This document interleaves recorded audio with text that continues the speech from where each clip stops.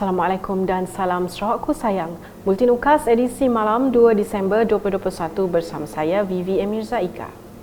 Tumpuan berita.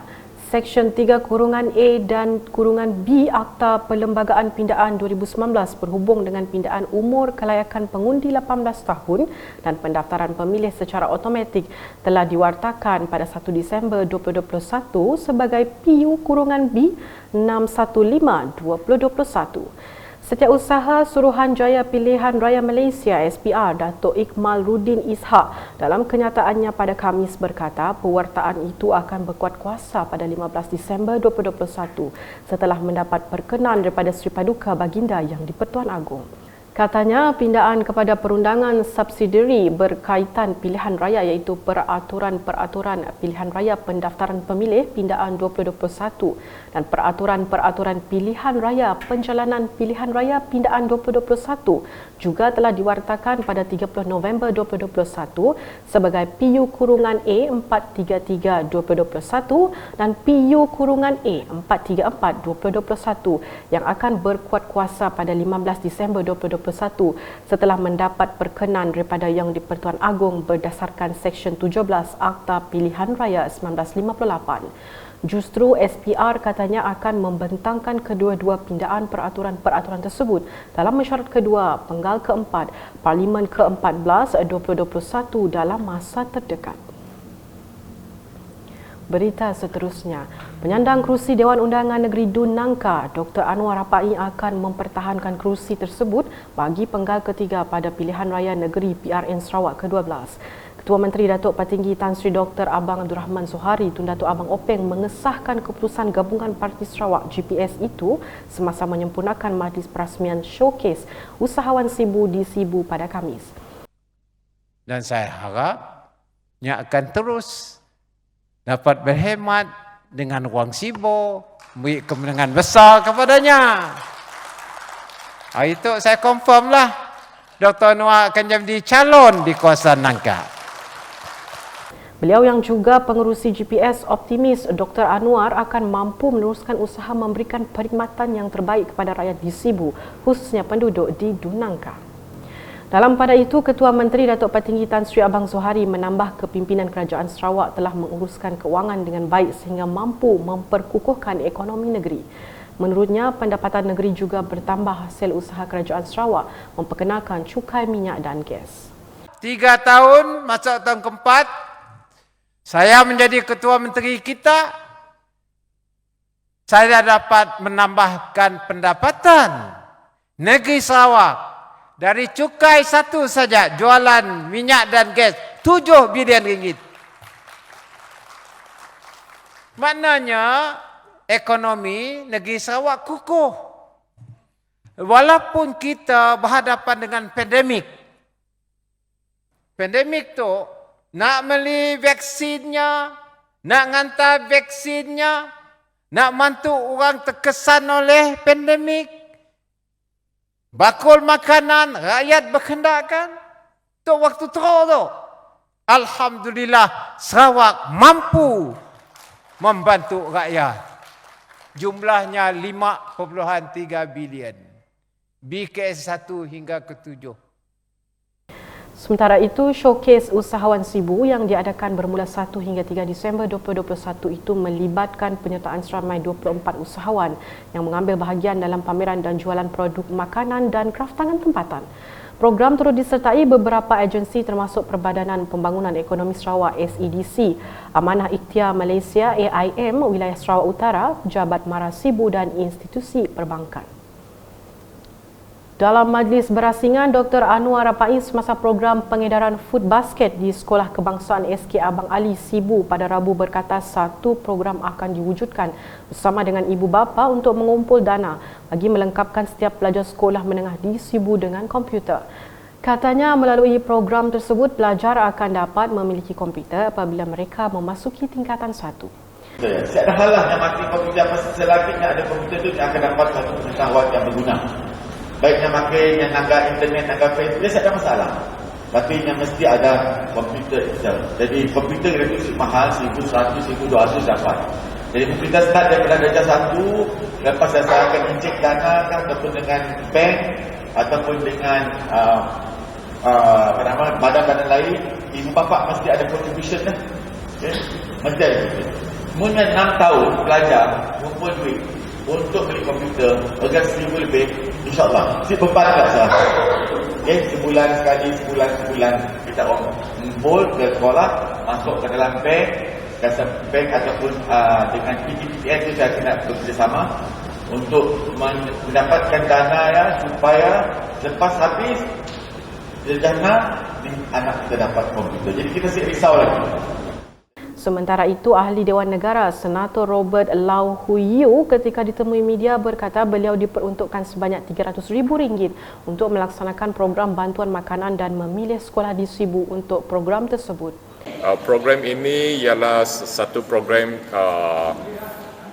berkenaan itu bantuan makanan. Saya sebagai seorang senator di Parlimen ada dikasih peruntukan jumlah RM300,000 setiap senator untuk beli bantuan makanan kasih rakyat. Saya sebagai satu orang Sibu, memang saya cari orang tempatan. Cara saya buat ialah kali ini saya kerja sama sekolah. Bantuan makanan saya kasih sekolah. Sekolah tolong saya cari mana satu keluarga atau itu murid-murid yang perlu bantuan, yang perlu tolong benar. Menurut Robert Lau, sejumlah 31 buah sekolah di kawasan Sibu terlibat dalam program bantuan makanan tersebut. Terdahulu, Dr. Anwar Rapai telah merasmikan majlis penyerahan tapak projek Bina Baru Cafeteria Sibu Active Youth Space SAYS.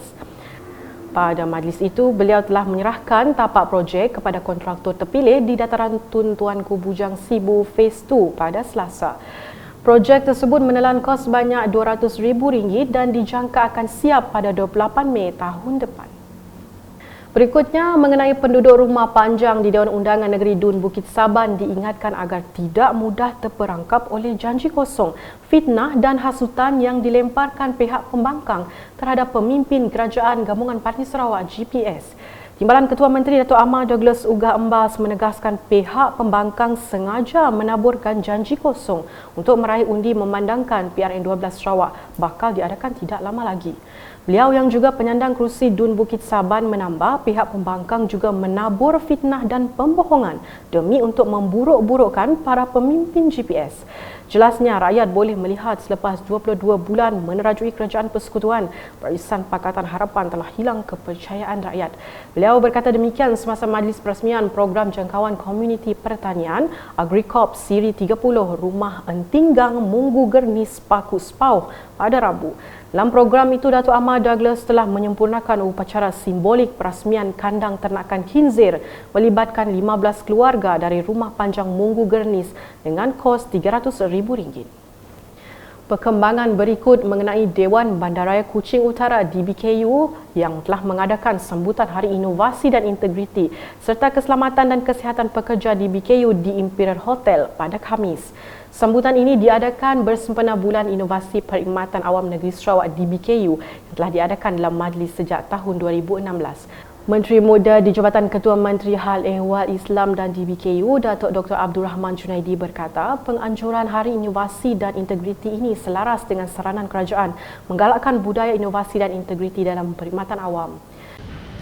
Dengan adanya budaya inovasi, ia boleh menggalakkan warga kerja dalam sesebuah organisasi mencetuskan idea-idea yang kreatif dan inovatif yang dapat meningkatkan kecekapan dan keberkesanan sistem penyampaian perkhidmatan serta memberi faedah kepada pelanggan.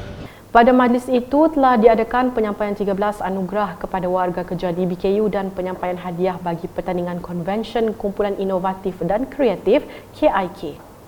Berita berikutnya, Suruhanjaya Komunikasi dan Multimedia Malaysia SKMM menerusi Pelan Jalinan Digital Negara Jendela telah membina menara telekomunikasi di Kampung Tegarai yang masyarakat DG merupakan pengendali utama kepada perhubungan internet di kawasan ini.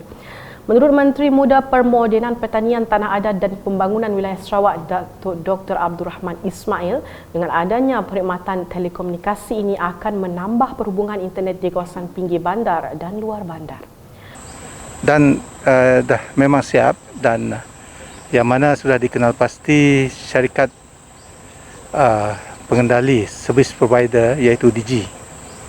Dan hari ini pihak Digi pun datang. Jadi saya nak mengumumkan lah. Ini jaminan, dia bukannya janji. Ini jaminan bahawa projek ini akan siap dengan servis providernya sendiri pada sebelum 25 hari bulan Disember tahun ini. 25 hari bulan Disember tahun ini. Sebenarnya targetnya adalah menjelang hujung tahun, tapi diawalkan sebelum 20 Disember. Dan tadi saya pun memohonlah kepada pihak Digi supaya mempercepatkan lagi lah. Mungkin sebelum 15 Disember kalau boleh. Ujar Datuk Dr. Abdul Rahman lagi semasa ditemui selepas mengadakan lawatan ke Menara Telekomunikasi Kampung Tegarai pada Ahad. Walaupun syarikat Digi merupakan pengendali utama, syarikat telekomunikasi lain seperti U-Mobile, Celcom dan Maxis juga boleh menempatkan perkhidmatan mereka di menara ini.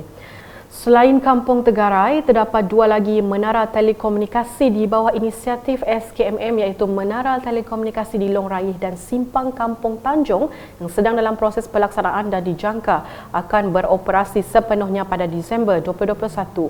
SKMM telah memperuntukkan 33 menara 4G baharu di daerah Limbang di bawah inisiatif Jendela, iaitu 12 menara didirikan di kawasan Dewan Undangan Negeri Dun Bukit Kota. Beralih ke laporan berikutnya, bagi memastikan penjawat awam di Sarawak tidak tercicir dalam menikmati faedah bantuan kerajaan semasa pandemik COVID-19, Majlis Kebajikan dan Sukan-Sukan Anggota-Anggota Kerajaan Sarawak, MAKSAK, telah menyampaikan sumbangan di bawah projek MAKSAK Cares bertemakan MAKSAK Sarawak Prihatin dan Peduli. Selepas zon utara, Miri dan Tengah Sibu, seramai 43 wakil daripada 334 penerima bagi zon selatan Kuching pula menerima sumbangan yang disampaikan penasihat MAKSAK Wanita Negeri Datuk Ahmad Jumaani Tun Tuanku Bujang bertempat di Atrium Dewan Undangan Negeri Sarawak pada Khamis.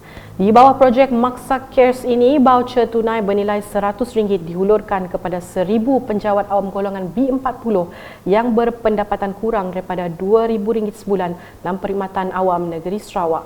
Turut disampaikan dana tahunan MAKSAK Wanita Negeri berjumlah RM1,000 kepada pengurusi MAKSAK Wanita Bahagian daripada MAKSAK Wanita Negeri Sarawak. Sekian edisi malam bersama saya Vivian Muzaika dan kru penerbitan. Berita lebih lanjut boleh didapati di semua platform media sosial UKAS termasuk portal ukas.sarawak.gov.my. Pastikan anda subscribe UKAS channel di YouTube. Putuskan rantaian COVID-19 dengan mengamalkan 3W dan elakkan 3C. Kita, jaga Sarawak, into Sarawak. Salam UKAS.